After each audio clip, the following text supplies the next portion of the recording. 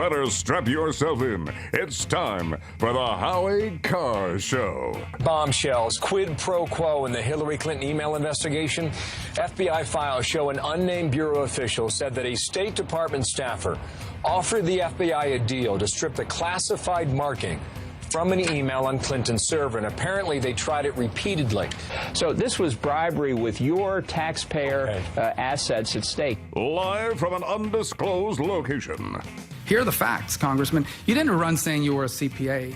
You ran saying your experience working as a CPA would serve the country. You never had a license to work as a CPA in Florida, so either you never worked as a CPA or you were working illegally as an unlicensed CPA. Number two, you never had a single contract to clean up the Gulf of Mexico. So the company was only open for 5 months and it lost money from the beginning. And number three, you didn't have a dual degree from the University of Miami because they don't give dual degrees at the University of Miami. Who's your captain? Howie Carr. It doesn't matter what the legal and ethics people say.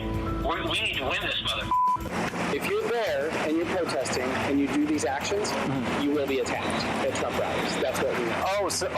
So that's part of the process of eliciting the reaction. The whole point of it is we know that Trump's people will freak the out. His security team will freak out, and his supporters will lose their. Who do you love? Howie Carr. Saturday, Donald Trump suggested that presidential candidates should have to take a drug test. White House response?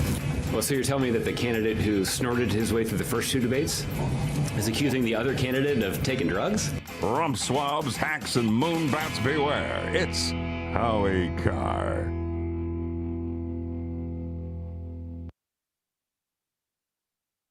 We have some late-breaking audio to share with you here this afternoon to show you the quality of not only the United States government, it's the best government money can buy, and also to show you the quality of the U.S. media, the brilliance and the incredible knowledge that our anchor cupcakes have at CNN. This is Brooke Baldwin. She's a very nice-looking girl. She should probably be on the catwalk somewhere. And she's really coming down hard on what an ignorant person Donald Trump is. This has just happened moments ago. Donald Trump, I should set it up, was in Colorado Springs this afternoon, a battleground state, and he's decided to throw into his stump speech a call for term limits on members of the United States Congress. Term limits. This is Brooke Baldwin's bemused response, shall we say. Out, Dana, if he said what we just saw in our emails. Let me just relay this to everyone, that apparently from the Trump camp, there is another major announcement that Trump will make today as part of his pledge to, quote, drain the swamp. We keep hearing drain the swamp in Washington. He says, if I'm elected president, I will push for a constitutional amendment to impose term limits on all members of Congress. Correct me, there already are term limits, so what does he mean? No, there are not any term limits, Brooke. How long was EMK, Ted Kennedy, a senator from Massachusetts, from 1962 until he died in 2009? How long was the grand exalted Cyclops, Robert Byrd, senator from West Virginia? Even longer, I do believe, from like the 1950s to 2010 or 2000.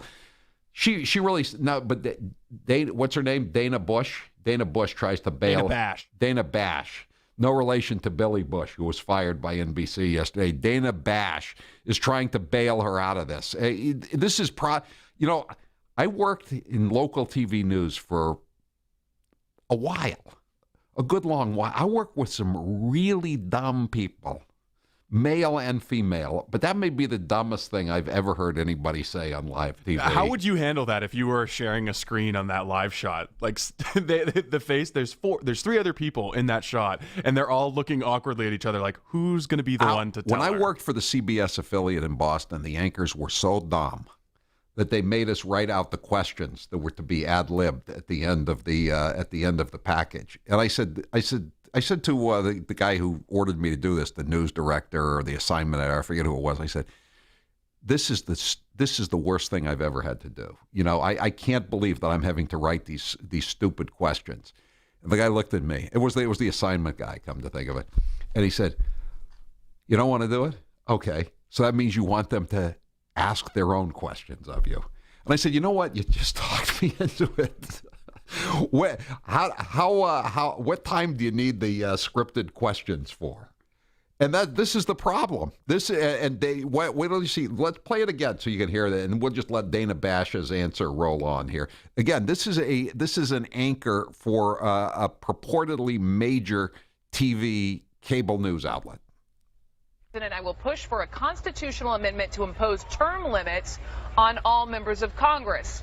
Correct me, there already are term limits, so what does he mean? Right.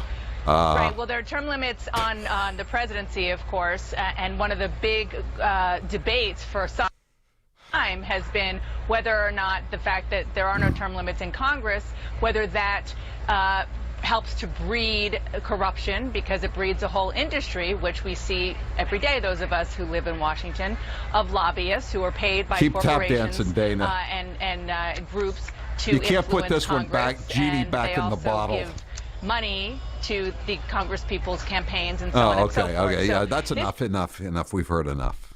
Okay. But wait, there's more.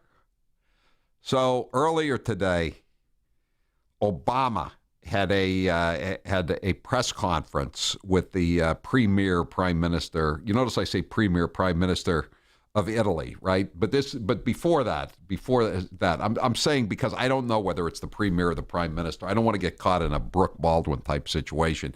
So before that, John Kerry, the Secretary of State, is vamping with the whoever the boss is of the capo, the godfather of Italy. So John Kerry, now this is the same John Kerry. Do we have the sound cut of John Kerry talking about the Italian army, by the way? We don't have that. John Kerry once said that the Iraqi army was so bad that the Italian army could beat them. And he had to apologize for that. It was just one of his many botched jokes that going down through the ages. Everybody knows I botched a joke. Yeah, you've botched many jokes, okay?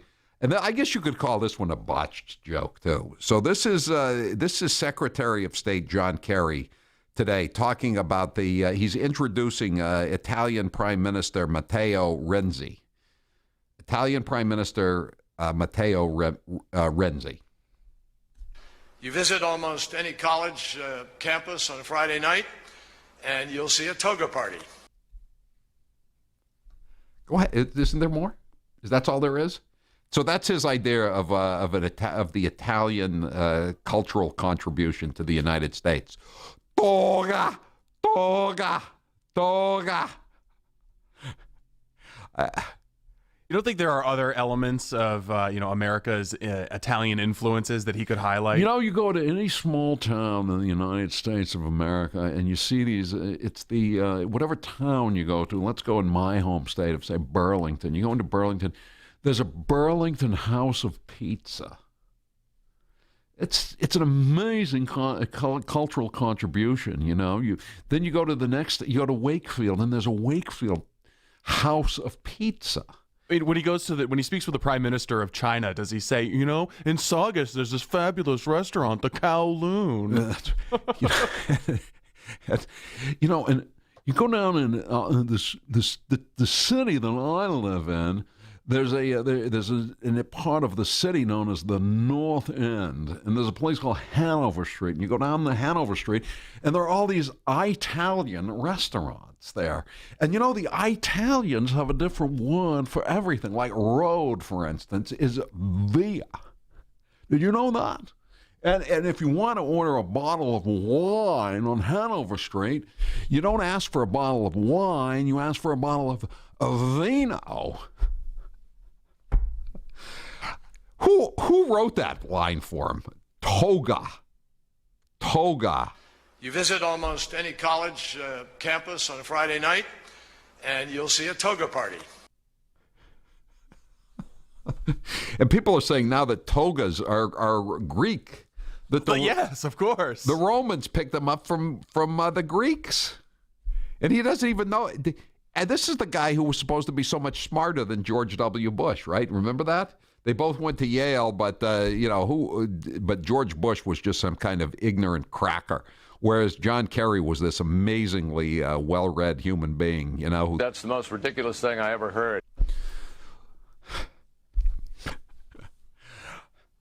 All right. Okay. That's all I've got. That's all I've got for you. I have detoured a little bit from my prepared remarks for the first segment of this hour because of this late breaking audio that has come into the studio.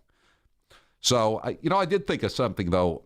The only thing I've ever heard lately from anybody that was close to being as dumb as what this woman Brooke Baldwin said about the term limits was the woman who was running for state rep out in Acton, where I used to live.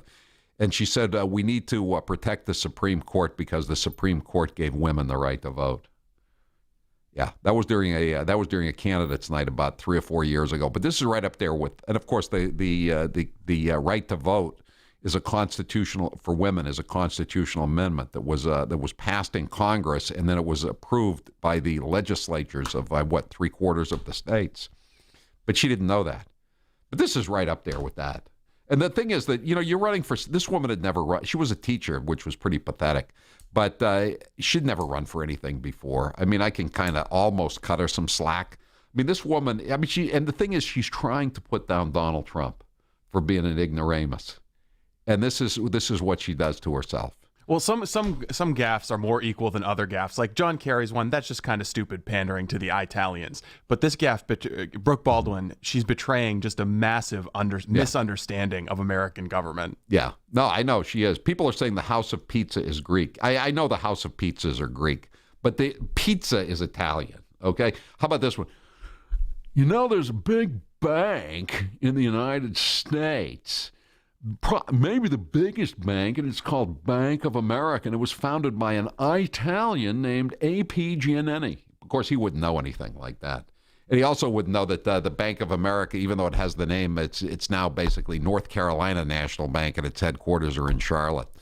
But what am I even why am I even saying this kind of stuff? John Kerry, Brooke Baldwin. These are the people who are our betters.